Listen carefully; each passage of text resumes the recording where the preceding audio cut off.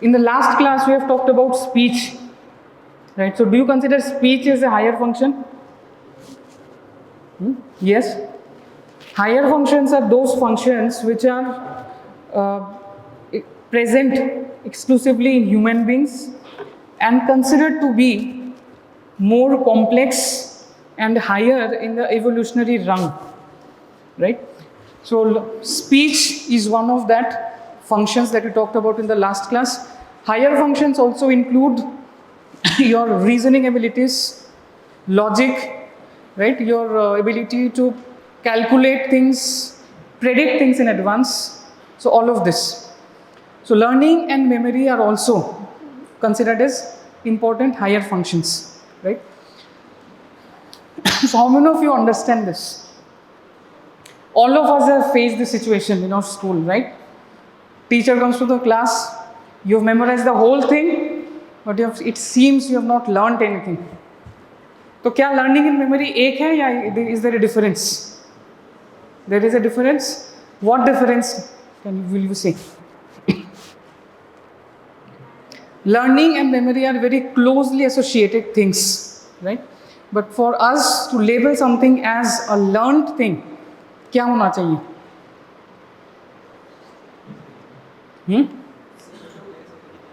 सीख तो गए हैं लेकिन याद नहीं रहा. That means you have learned but not able to memorize. So it is the opposite of this. Before exams, what happens is you memorize a lot, you cram up things, but then that is a very short-lived process. You're actually not able to understand at a deeper level and bring about changes in behavior. So when I say behavior in context of your day-to-day learning, I mean understanding and internalizing the concepts. But तो पढ़ाई एक चीज़ हो गया. Studies is one part of learning, but throughout our life, right from the moment we are born, we have learned different types of things. Right? So there is a difference, although these processes are closely related. There was one concept that learning is the process and memory is the end product of that. But strictly speaking, that is also not completely true, because without retaining or having something in your memory, you will also not be able to reflect it in your behavior, right? So there is this overlap. So that's why these topics are always discussed together. Now, day-to-day life, we can all alter our experience, we can alter our behavior on the basis of experience and information that we get on a day-to-day basis, right? So the process of acquiring this information is referred to as learning, and the storage and retrieval of that information is called as memory, right? So for something to be described as learning, so these three criteria should be there. So there has to be a change in behavior, right? The reaction that is happening, it has to learn at least sustain for a few seconds, right? More than that. It should be distinguished from a transient reaction to a stimulus. Only then we'll call it as a learned thing, right? All sensory things provoke a reaction. So learning is just not reaction, it has to sustain for some amount of time, and at the end of the day it should serve a purpose. We call this teleonomic function. So जो भी behavior में change आ रहा है, that should serve the purpose of easing your day-to-day life, right? So these are the criteria for something to be labeled as learning. Now broadly we classify learning into two forms: explicit learning and memory, right? Explicit and implicit. Explicit means declarative, and implicit means, as the literal meaning of the word, it is not very in a very expressed form, right? So implicit is something which is non-declarative form of memory.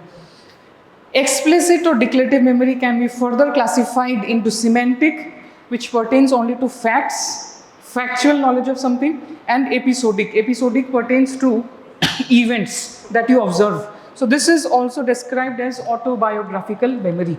You are the observer. What are the events that you observe around you? All such events are clubbed as episodic memory. You can see the biological sites which are attributed for this. Let me just go to the next one. So as I said, semantic and episodic, the two types of explicit memory. So why is it explicit? Explicit का literal मतलब it is very obvious or in a very expressed form or manifest form. So memory of all those events or facts that we are aware of. So this is called as explicit. This is the important point that you need to understand. Explicit memory में जो भी चीज़ हम लोग memorize या we are committing to memory, we were aware of that, we are conscious of that, right? Consciously we are doing this. So semantic, as I said, concepts, facts, more or less the factual things. And we attribute this to wide areas of the cortex, neocortex. So specifically, temporal and the prefrontal areas. So it is widely distributed.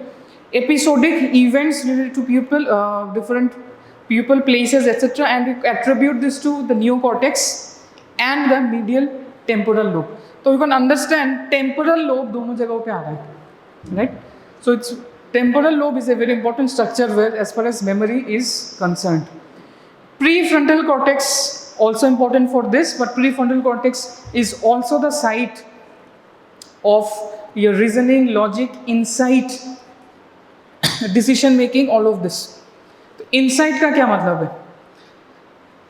Insight is organization of existing memories into certain frameworks. So this is what we understand as insight.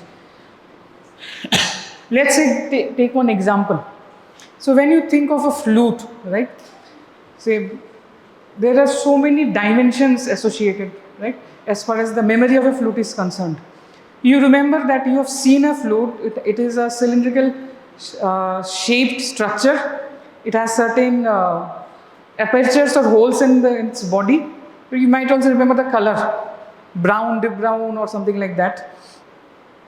You also recall the tonal quality of the sound that is produced by playing a flute. So this is one different aspect of your memory. And the third aspect is if you have touched it, you will recall the texture of wood or bamboo. So flute, just by this word, the brain is collecting or integrating memory traces from three different parts. So this will come from the visual cortex, synapses of the visual cortex. This will come from synapses of the auditory cortex, and the experience of the feel will, or the texture, this will come from touch. So touch का जो sensory cortex है, this is primary sensory areas, somatosensory cortex. तो तीन जगहों से तीन अलग-अलग forms or dimensions of the same object will be put together by the brain. And you imagine this happens on so many bases. It is just an example. But everything that we think of or we try to remember, all of our past experiences are actually put together to bring out the complete experience or memory of that particular object. So this explains one important thing. The explicit memory, it is widely distributed across the cerebral cortex and mostly to the neocortex. Neocortex means जो evolution में बहुत recent parts है brain की. So synapses of those contribute widely from all the areas that you can think of to each such memory. And this is called as a memory trace. So one activity from one synapse triggers activity of some other synapse, related synapse. It is like, as you have seen that the Diwali में जैसे light की लड़ियाँ लगाई जाती है. So one of you, when you switch one, it keeps on एक के बाद एक, it keeps on lighting up. तो synapses का जो string है, you can actually think of it like that. Somewhere in the visual cortex, one synapse was traced, then that connected to a similar synapse in the auditory cortex, आसपास का. So this is how we can retrieve memory. So pathways that the synapses take, we call it as memory traces. Now, as far as processing is concerned, so these things are not visible, I'll just tell you. So encoding is the first form or first step of processing of memory.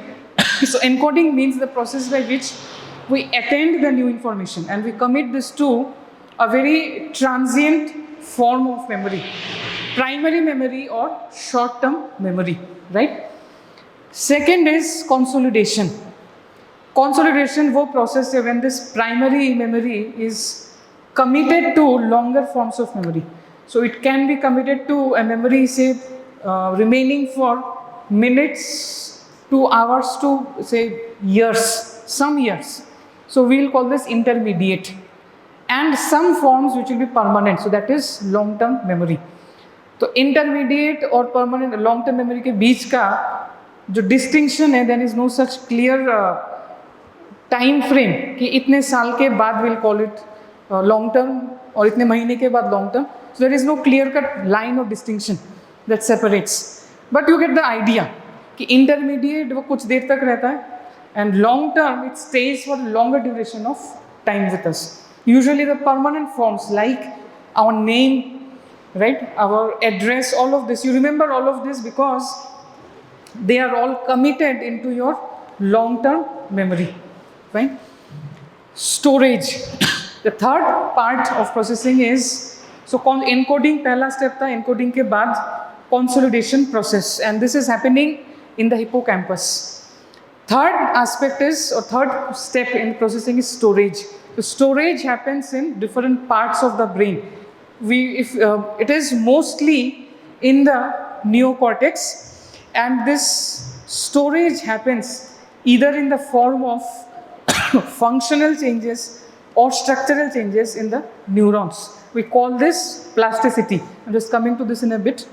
Storage के बाद जो last step है, that is retrieval. Retrieval means we recall the information that was stored, right? And the example that I just gave you. So that is one memory trace. Okay.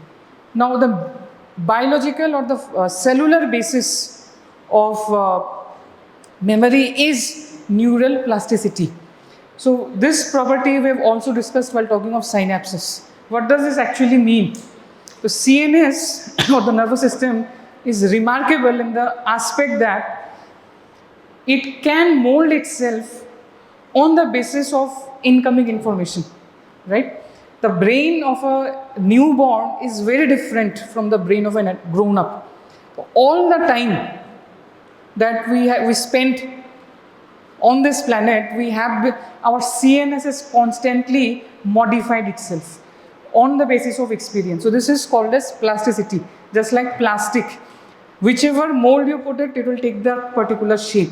Now, neural plasticity happens at 3 levels. It can happen at the level of the neuron, right? Those parts of the brain which you habitually use. The neurons में you will find that उन जगहों पे the neurons are there, glucose utilization, glucose uptake, oxygen uptake, all these properties are more, right? So this is one very simple form which is happening at the level of the cell itself, the neuron itself. Second and the main mode of neural plasticity is the synapse. The synapse is the main area where lot of modification is possible, right? Second level of neural plasticity. And the third level, which is happening at the level of the system itself. So organization of afferent tracts, right? Some examples we talked about during our classes on ascending pathways, pain pathways, we talked about some of the examples of this. Tract level pe bhi, there can be some modification, right? Some tracts, phantom limb is one example of that. Cortical plasticity. So a person who is blind from birth, it has been observed that the auditory cortex hai, that occupies a larger area of the cortex in persons who are blind. So this is one form by which stimulus nahi aa raha visual cortex mein, so brain modified itself, and we'll always see their auditory perception is at a higher level. The best example that I recall right now is, I think last year season of Indian Idol, you had a singer by the name Menuka. She was blind, but you remember, you could try to like, no abhi nahi, but baad hostel mein jaake you Google her YouTube videos where she is singing, you will see the level of perfection in pitching and in sur. So that is just an example where the auditory cortex, right, takes up the area to a great extent of the visual cortex, cortical plasticity, right? And ऐसे बहुत सारे examples worldwide documented है. Now coming back to synaptic plasticity. So there are some functional changes and some structural changes which are possible. Functional changes क्या है कि signal transmission का dynamics you can modify. You can increase the signal transmission or decrease, right? So if a signal transmission across a certain synapse is increased, so that becomes a memory trace. Right? That is what memory actually does. So some examples of the processes that I mentioned here is long-term potentiation, long-term depression, presynaptic facilitation, presynaptic inhibition. So synaptic facilitation and inhibition, we have talked about this in details in synapses. I'll give an example of a very common mode of potentiation that is there, Hebbian potentiation, which is an example of long-term potentiation. So this is actually happening in our brains in the hippocampus, the cells of the hippocampus. So we have neurons which secrete glutamate. Remember, CNS में 75% of the excitatory transmission in the CNS is by glutamate, right? So this glutamate can act on two types of glutamate receptors, NMDA and AMPA. So these are receptors for glutamate on a second neuron, right? Now in normal states, NMDA receptor में there is usually a magnesium block. These magnesium blocks can be removed when this neuron becomes depolarized. So what happens normally? So glutamate, when once it is, see, इस neuron में जब कोई activity है, right, the example use is long term potentiation. So बार बार जब एक neuron stimulate हो रहा है तो the glutamate which is released, so this glutamate binds to the AMPA receptors, and on binding to AMPA receptors it opens a sodium channel. This is the first step that is happening. Sodium ions, once it comes inside the postsynaptic neuron, it causes a depolarization. Why? Because sodium ion is a positive ion. But this depolarization removes the magnesium blockade of the NMDA receptor. So now this channel also is open. So glutamate binding के साथ what has happened is it through the AMPA receptor, the activity of the NMDA receptor is now open and it increases. So both sodium and calcium comes inside through the NMDA receptor associated channel, right? What happens after that? Let's see. Next, so as this calcium comes inside, the intracellular signaling के जो mechanisms हैं, they are all available in the neurons. So calcium calmodulin dependent kinase is activated, right?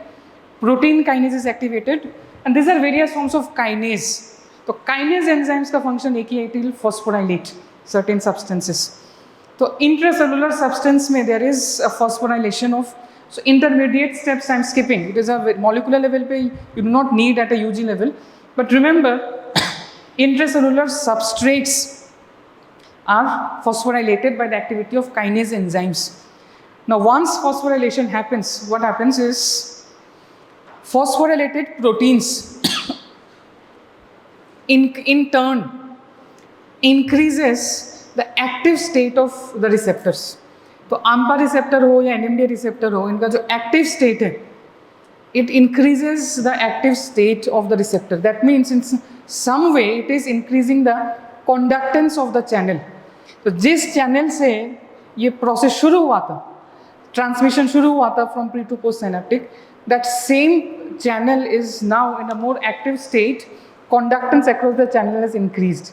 So this will allow more and more sodium and calcium to come inside and further increase all of these processes. One more way it affects is, you can see here, intracellular जो stores है, intracellular stores of the receptors, AMPA receptors specifically. So there is increased translocation from the intracellular stores to the surface. So now this is also making it possible for new receptors to be inserted on the cell membrane of the postsynaptic neuron. तो again एक this is one more way by which transmission can be increased, right? And the third way is by using you see the mechanisms which are there. तो एक mechanism ऐसा भी है which is going back to the presynaptic neuron and increasing the transmission here. This is nitric oxide. So nitric oxide के body में there are a lot of functions. I remember the seminar two of your friends presented. Nitric oxide has got functions in the CVS, also functions in the CNS, you can see here. It goes back to the presynaptic neuron and increases the exocytosis process of the glutamate. So these are three ways. Ultimately क्या हो रहा है कि इस synapse में transmission is increasing and this is a functional change that has happened, right? Although part of it you can still consider to be structural कि थोड़ा बहुत ज़्यादा रिसेप्टर प्रोटीन्स पहुँचाए गए सेल मेम्ब्रेन पे, but largely this is a functional change that has occurred. So this is called as long term potentiation. The other way is post tetanic potentiation. Tetanus का मतलब क्या है? If you recall your understanding in nerve muscle physiology, tetanus means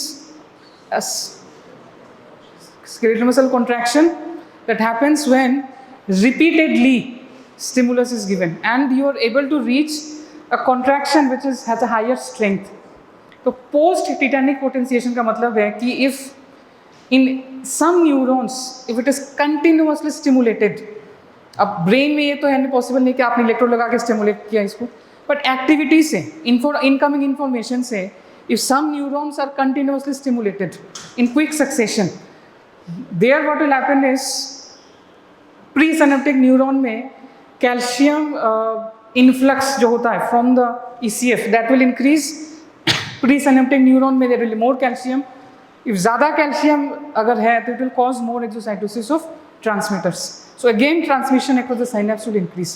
so this is one other mode. Pre synapse this is post tetanic potentiation. So this is long term potentiation और Hebbian potentiation. This is a very important mechanism which is happening in the level of the hippocampus in all of us. Okay. Now if I go back to the structural changes that happen, synaptogenesis, formation of new synapses, right? Synthesis of new receptors, increase in the synaptic invagination, increases in the dendritic tree. So all of this will make sure that more and more connections are formed. So this is a structural change that is happening. Neurogenesis. Till very recent years, it was thought that neurons once lost are lost forever. Neurons, adult life में we do not add any new neurons, right? This was the concept till very recent years, like 10 years back.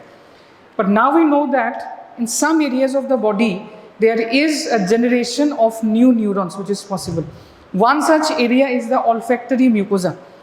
Within our nasal cavity, the mucosa responsible for smell. We'll talk about this in olfaction. But the other area important in this context is the granule cells of the dentate gyrus of hippocampus. So hippocampus में एक और area है which is important because new neurons can be produced, right, in that area and depending on you can see experience. So this is a very important structural change that is happening. So now you tell me, functional change or structural change में which one should contribute to short term and which one should contribute to long term memory? Functional changes, it is obvious it will lead to short term memory, process of consolidation, and the structural changes will contribute to long term or more permanent forms of memory. Chalo. Now what is working memory? So working memory is a subset of short term memory, but इसमें important चीज़ ये है कि it is keeping information continuous और it is maintaining a continuous stream of information available for a certain task, right? So encoding and recall process एक साथ हो रहा है in working memory. The best examples of this is if you are asked to memorise a phone number, right? What do we do?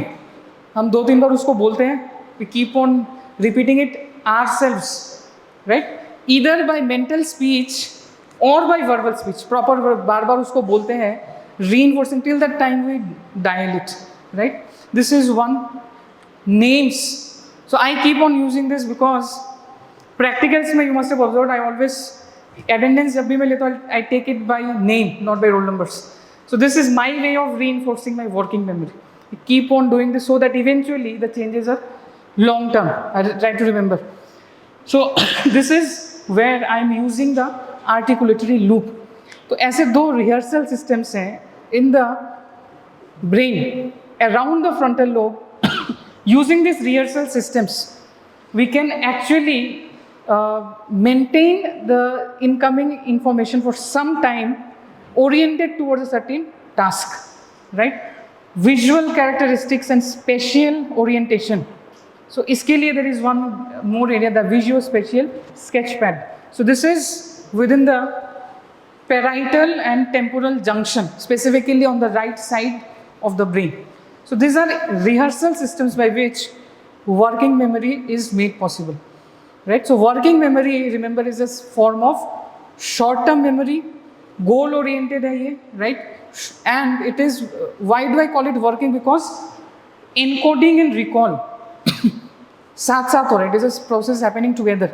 जो कि normal cases में it should happen one after the other, right? And this happens till our purpose is served. And for that we have two rehearsal systems, one for language and one for vision and action. Now moving on to consolidation and storage. So consolidation happens in hippocampus, the main area that you remember. Even if you remember forget the other things, don't forget hippocampus. And you have to give at least 5-10 minutes of time for the process of consolidation to occur. This process also, एक और requirement इसका ये भी है कि you should have at least one cycle, minimum of one cycle of adequate REM and NREM sleep for proper consolidation. The more number of cycles, adequate sleep हम लोग इसीलिए we advocate for adequate sleep before exams, because it helps the process of consolidation, right? There are some differences here, like hemisphere to hemisphere. Left hemisphere में the hippocampus is more concerned with verbal memory, and in right hemisphere it is more concerned with spatial memory. Right hemisphere, why is it important? So right hippocampus, uniquely it has a cognitive map of the spatial environment that we have. See, if it happens with us, if you are in your home, in a familiar environment, and suddenly the lights go off, you are still able to move around. You know which object is where. Darwaza kahan pe hai, table kahan pe hai, kursi kahan pe hai. You know all of this. How? So this is because of this right hippocampus. As I said, it has a cognitive map of the familiar environment that we are in. Entorhinal cortex एक और important area है, which is both input and output. दोनों के लिए this is a relay station. We'll see in the next slide. Amygdala is important for emotional memories, right? All the events which are associated with profound emotions, they are remembered better. The consolidation process is stronger, right? So this is the role of amygdala. So this is where consolidation and storage processes happen. Okay. Now here, in a very complicated circuit, but this is the circuit of your memory, right? So we'll start from here, sensory cortex mein, because at the end of the day, whatever I am committing to my memory, it is some form of information, and this will come to the brain through sensory tracts, right? So association areas जो है, mostly the association areas of the sensory cortex, so they relay through the parahippocampal gyrus, it relates to the entorhinal cortex. So as I just mentioned, entorhinal cortex input और output दोनों के लिए important relay station है. So you start from here. So it is coming through the parahippocampal gyrus to the entorhinal cortex. From the entorhinal cortex, one new set of neurons, second set of neurons, it enters the dentate gyrus of the hippocampus. Dentate gyrus location, you'll read in anatomy, right? Exactly we know where is it. it is considered to be the gatekeeper of hippocampal excitability, right? Because of its abundant presence of GABAergic as well as glutaminergic neurons. So it regulates the excitability of the hippocampus.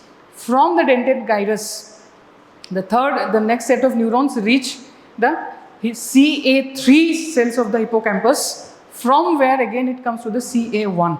So in projections there are different names. So the first one that we discussed is the perforant pathway. Till the dentate gyrus, the neural projections are called as the perforant pathway. Dentate gyrus से जो CA3 cells तक पहुँच रहा है, this is called as the mossy fiber. Now this is not the mossy fiber of cerebellum, ये दूसरा है. And from CA3 to CA1, this is the Schaeffer's collateral pathway. The neural basis of memory अगर आपको पूछा गया तो you have to, if you draw this diagram, there is nothing like that. It is a very good thing. If you are not able to remember the diagram, mention these three pathways, right? To start with, it is the perforant pathway, then mossy fiber pathway, and hippocampus may he from one cell to another you have a collateral pathway, Schaeffer's collateral pathway. If you trace the output, again you see it is passing through entorhinal cortex, right? And ultimately this is finally ending in the sensory areas.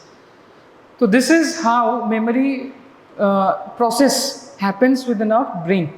All of the structures taken together, except to leave out the sensory cortex, बाकी जितने भी areas हैं, these are broadly referred to as the hippocampal formation, right? Because of the role of hippocampus, इसका central structure है, इसमें there is no doubt in that. तो इसीलिए इस पूरे structure को we can broadly refer to as hippocampal formation. Okay. Now moving on to the implicit forms of memory.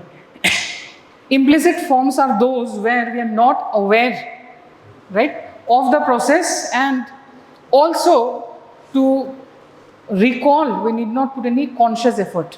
So this is how it differentiates from explicit or declarative forms. We are not aware that we are learning this consciously, and ना ही recall के time पे when we need this skill or learned thing, उस time पे भी we need not put any extra or conscious effort. Explicit memory often translates to or gives rise to implicit memory. So the best example that you can think of is driving. So when you start to learn, what happens is you are consciously doing all the activities. You know when to push the accelerator, when to pull on the brakes. आप consciously ये चीज़ कर रहे हो, right?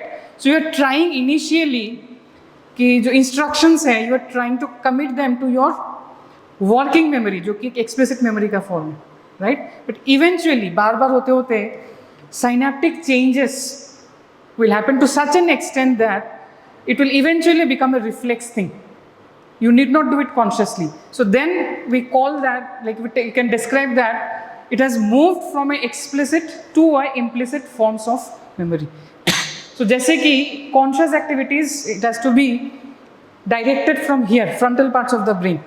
Once it is learned to reflex levels, the neural activity shifts to the cerebellum and supplementary motor areas of the brain. This is an example. One more important thing is, you can see implicit memory के processing में hippocampus has not got a role, right? Because implicit memory के biological seats are all different. So the various forms of implicit memory include procedural memories, the skills and habits. So this example that I gave you is a procedural memory. So it shifts from the frontal to the motor areas, right? अपने आप फिर वो चीज़ reflex level पे it can operate. So cerebellum has got important role. Striatum जो कि एक basal ganglia का part है, important role है, and motor cortex. Which part? Pre-supplementary motor cortex, right? SMA. That is important for procedural learning. The second one is priming and perceptual. I'll give an example of this. Let me take you directly to the examples. So if I ask you, what comes to your mind? You tell me. Red, green and blue. Most of you will say blue. Why? इन्होंने कहा black. He is the exception. Why did you say blue? Why did you say blue? कुछ हो, you must have thought about something, right? Yeah, it came out as a reflex. So this usually comes out as a reflex, red, green, blue, because we have been learning from our childhood that these are the three primary colors of light, red, green and blue. That's why it comes out like that. Doctor and patient, देखो. चलो, you have not answered doctor and violence. Good. Bat and ball. So no points for guessing, right? So this is an example of priming. And so what happens is the brain is trying to recognize the patterns based on past experience. We're not doing it consciously, but subconscious level pe, we are trying to search for patterns. Two or more things which are perceived to be similar, unme bhi aisa hi response aayega. Right? So this example is an example of priming and perceptual memory. If you are given the face of a person who you meet on a day-to-day basis, like a friend, and some relative you meet once in a while, right? So whom you will be able to recognize faster? So familiar faces, familiar voices you will recall faster. Not only the person, but also most things about that person. Again, an example of priming. So this is what I was talking about. This is a form of implicit memory, and this is dependent on the neocortex. So your recognition of patterns, it is a highly sophisticated function. So that is why neocortex. Now associative learning, there are two very interesting examples, right? Let us talk of this one first. All of you have read about it or heard about it. Pavlov's experiments on dogs. So what was initially done? A food plate, the dog was shown this, and as a reflex there was a salivation, right? Then a bell was rung, and as expected there is no response, but then temporally they were linked, ek ke baad ek. So the bell was rung followed by the food which was served, then there was a reflex salivation. And at some point what happened? Bar-bar ye hote at some point just the sound of the bell ringing will produce salivation. So what we have seen here is we are giving two stimulus and we are observing the response. So smell of the food or the sight of the food also. So this is an unconditioned stimulus because it is expected that it will provoke salivation. So this is an unconditioned stimulus and an unconditioned response. इसके साथ हमने इसको link किया, here the ringing of the bell. So this is a conditioned stimulus. And at the end, when learning has happened, what has happened is conditioned stimulus के बाद, now salivation that is happening after the bell ringing, it is conditioned response now, right? So this is an example of classical conditioning. So what has happened here is, इन दोनों के बीच में association, the brain has tried to figure out an association, right? One similar type of reflex, the eye blinking experiments. So if a puff of air is projected into the eyes, there is a blinking, right? Then if you subject a sound stimulus, right, इसके साथ अगर दिया जाए, तो what happens after some time, the sound of this speaker produces a blinking response. तो यहाँ पे भी conditioned stimulus comes first, followed with unconditioned stimulus, and then learning के बाद the response become conditioned, right? So classical conditioning में it is important that you cannot change the sequence. तो conditioned stimulus पहले आएगा, उसके बाद neutral stimulus आएगा when the learning process is happening. Operant conditioning दूसरा conditioning तरीका है. So what is that? So there are famous experiments by a physiologist by the name Skinner. So a mice or a rat, a mouse was kept in a box. This is called the famous Skinner's box. There are some levers present here, right? Lever may, when you press the lever, experiments is two outcomes can be there, right? So this set of experiments में what was initially shown is when pressing the lever, at one point a food pellet will come out. So this is a reward that is being given to the mouse on pressing a lever. At some other instances, electric shock is delivered when the mouse touches the lever. So it was observed that every time, by accident initially, the mouse struck on or pulled on the lever, it tried to keep on repeat its behavior. So this is an example of positive reinforcement, right? Operant conditioning. Similarly, if at one time there is opposite thing, if there is electric shock which gets delivered somehow, the mouse will try to avoid the same process. So this is an example of negative reinforcement. So these two sets of experiments, in both of them, the brain tries to form an association, right? Association between events, either among stimuli and the response. So that's why it is called as associative forms of learning.